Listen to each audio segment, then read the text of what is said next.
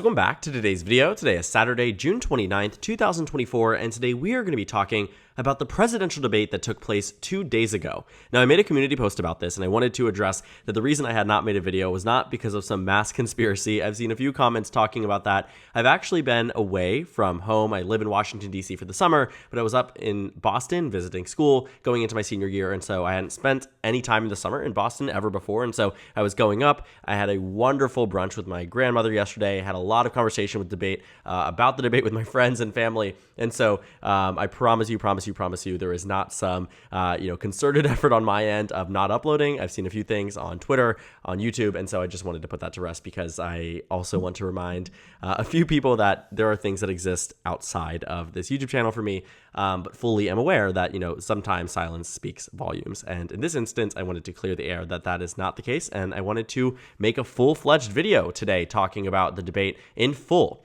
So, major headline here, Donald Trump trounced Joe Biden in the presidential debate according to the CNN flash poll. 67% of those watching the debate say Donald Trump outperformed Joe Biden. Those are margins like what we saw for Hillary Clinton in 2016, Joe Biden in 2020, and now it's on the complete reverse end where Donald Trump, the Republican nominee for president here, ended up doing very, very well in this first debate. Now, here's the thing.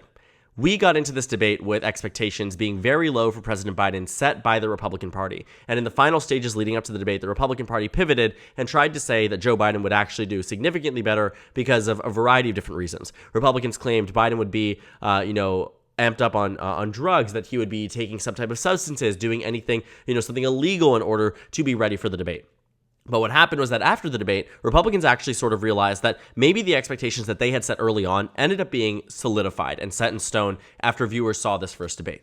This first debate did not go well for President Biden, and everybody knows it. People on the left, people on the right, people in the middle have been fully aware that this debate did no type of benefit for President Biden when it comes down to what we see amongst independent voters, what we see amongst campaign viewers, and that's really the fundamental problem for the Biden campaign. This could have been a make or break moment for their campaign, and for many people, they see it as a break moment. Members of the right wing believe that at this point, Joe Biden will not win the election. I have more thoughts on that later down the line because I have a very much overarching theme that I've been consistent on since the 2020 Democratic primary, that underestimating Joe Biden at your own risk almost never works out, and we'll talk about that later down the line. But on the other end of things, too, you find that some Democrats are starting to actively consider, is this the time at which Joe Biden is placed out and switched out as the Democratic nominee for president? The New York Times editorial board today published an op-ed saying to serve his country, President Biden should leave the race. You have members on the left, people like David Axelrod and former Obama staffers who are saying that Joe Biden should be switched out with somebody like Vice President Harris or Governor Gretchen Whitmer. And so it goes wide and far in terms of what people are talking about today.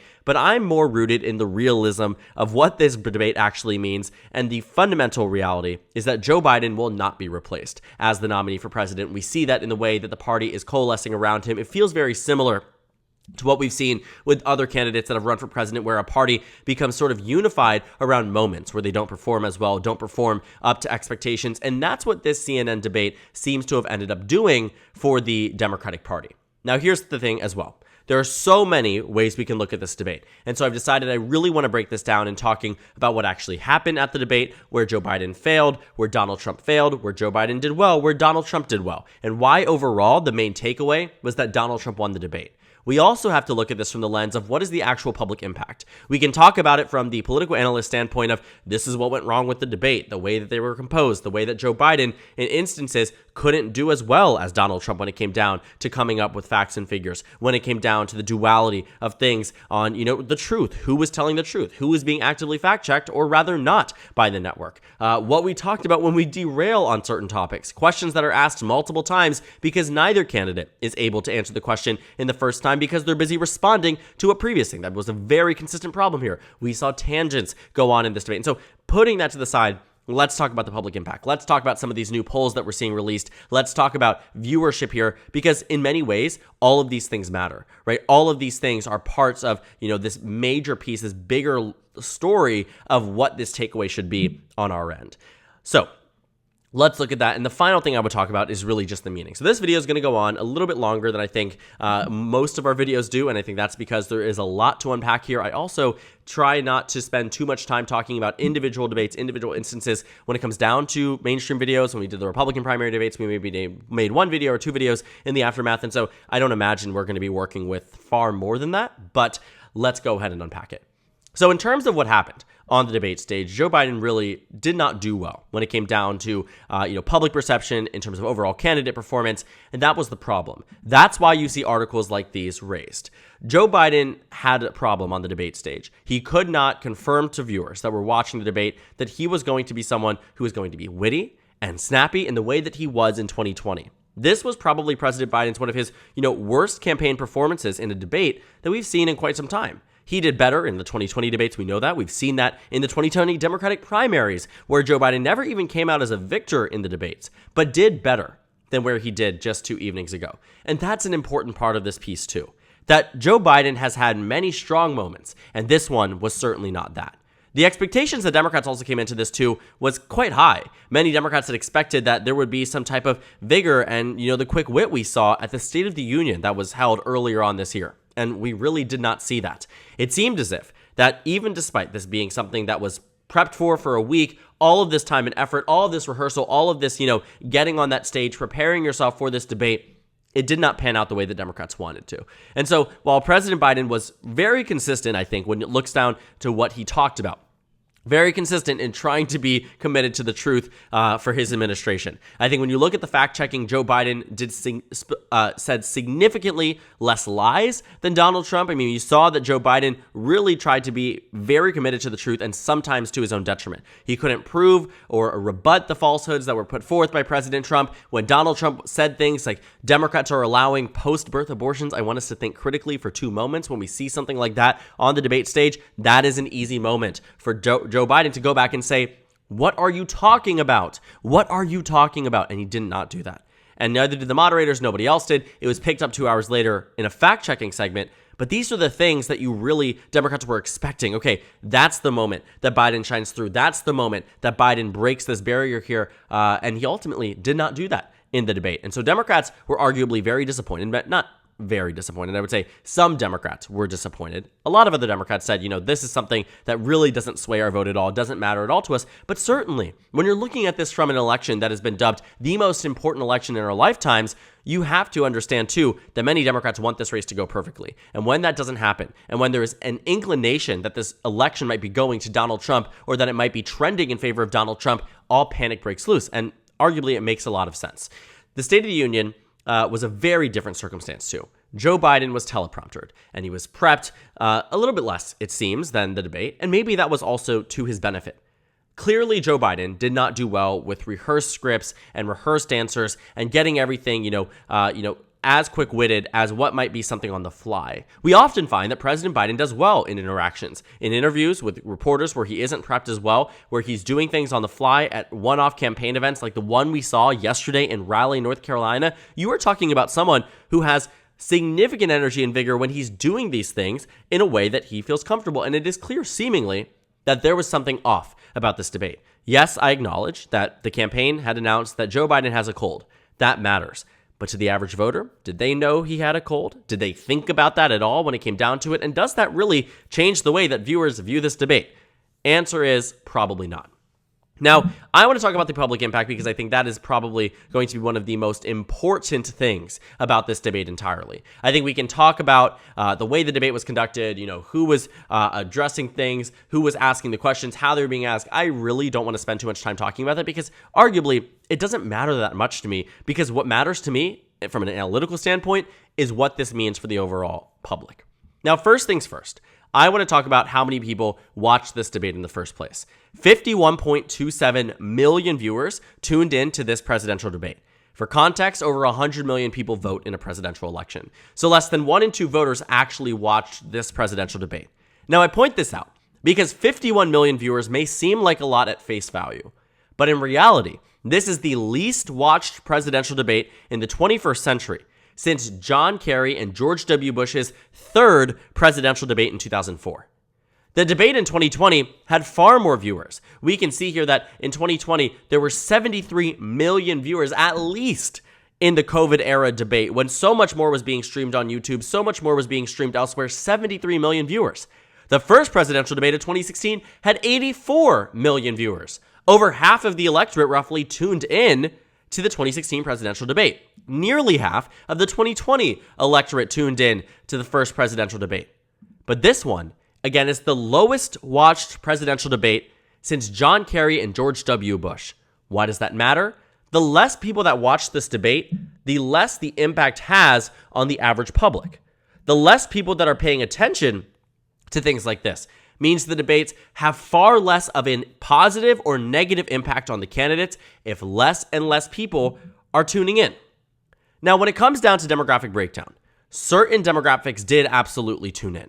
Barely any young voters, 18 to 29, roughly 5 million out of this 51 million, potentially even less. That matters. Voters are not as engaged in this election. Part of the strategy here, it seems from the Biden end, that seems to have worked out at least in part, was that holding this debate early left time for Biden to recover if something like this had happened.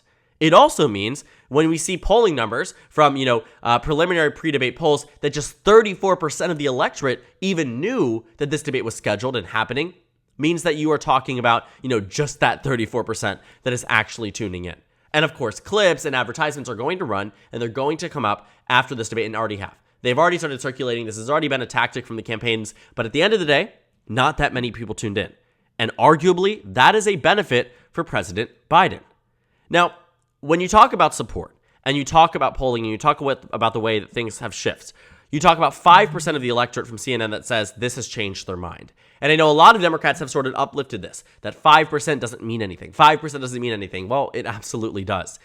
There is no reality in which a debate has zero impact on an election, because I don't think that's how these things work. I genuinely believe, and I believe I am approaching this in good faith when I say that debates do matter, but they do not mean everything. But 5% is something, and 14% reconsidering is also something. But it has to be understood too, that 81% of this electorate says it has no effect. And these are people who are tuning in. This is not the average voter.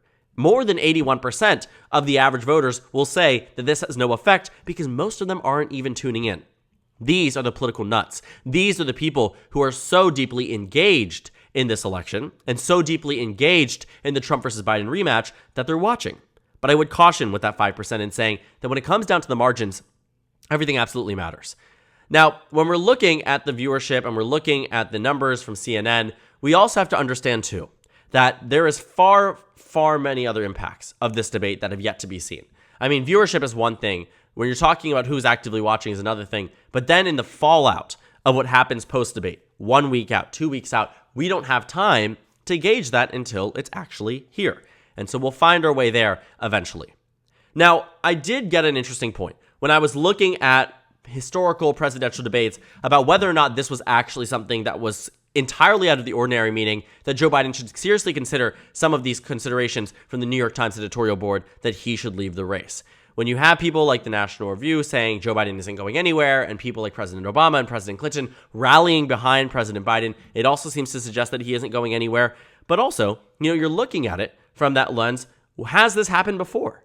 Have we had national figures bomb a debate and all of these questions about whether they should be replaced? I do remember in 2016 when all of the speculation around Hillary Clinton's health came up to be that people talked about, is it time to replace her with Bernie Sanders? And of course, eventually she did lose that election. But replacing her obviously did not happen. No matter how much one side of the aisle or one extreme wing of one side of the aisle wants a candidate to be replaced, just simply doesn't happen, because that's not how these things go. That has never really been how some of these things go.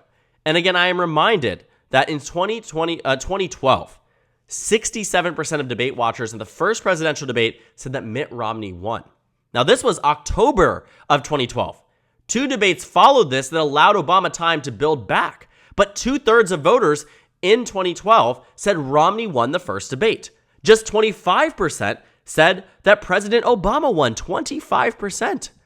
No presidential candidate topped 60% in that question since it was first asked in 1984. Mitt Romney had made history, but still ended up losing the presidential election. And it feels eerily similar that we're seeing again that 67% number come back because it shows us, sure, that Trump was able to win. But the context in 2012 is absolutely necessary because it tells us that in years past, there have been times in which President Obama lost that first debate. Joe Biden got 33% of voters saying that President Biden won the first debate. Just 25% of voters in 2012 said President Obama won. And I'm not here to claim that President Biden is as good of a position as President Obama was back in October of 2012. But the first debate vibes for incumbents very often seem that sometimes these electoral incumbents do not do quite well. I mean, even in 2020, 67% of viewers said President Biden won, and that was President Trump's first incumbent debate. And so I want to keep that in mind when we talk about it from the lens of, historical context, for modern context, what all of that means. Now, I also want to talk about what we have seen sway in some of the more national polls, what we have seen, what was the immediate fallout of this debate. And right now, it doesn't look super great for President Biden. While he may not be replaced, and despite these calls for him to leave entirely depart from the race, allow for Democrats to replace him with somebody, the polls seem to be shifting in one or two ways. A Morning Consult poll recently says that Joe Biden has actually gained 1%. Now, I don't believe that. I don't believe Joe Biden has gained 1% in support since the debate. What I do believe are some of the numbers that we're seeing from Survey USA. This is Trump has gained 2 points. From, Data for Progress, this is Trump has gained 4 points. I don't think we're going to see Trump gain 4 points overall, but he absolutely did gain some ground. And even FiveThirtyEight and many other networks show that there has been, at least in some capacity, a marginal gain for President Trump. And that's why that matters. When we talk about elections that come down to the margins, elections like 2020, where Joe Biden won 306 to 232, how did this happen? Wisconsin was decided by less than a point. Arizona was decided by less than a point. Georgia was decided by less than a point. This debate did shake up this map. By the time we do my next prediction in July, I'm telling you this now, Donald Trump will win that prediction. The question is, where is his pathway to 270?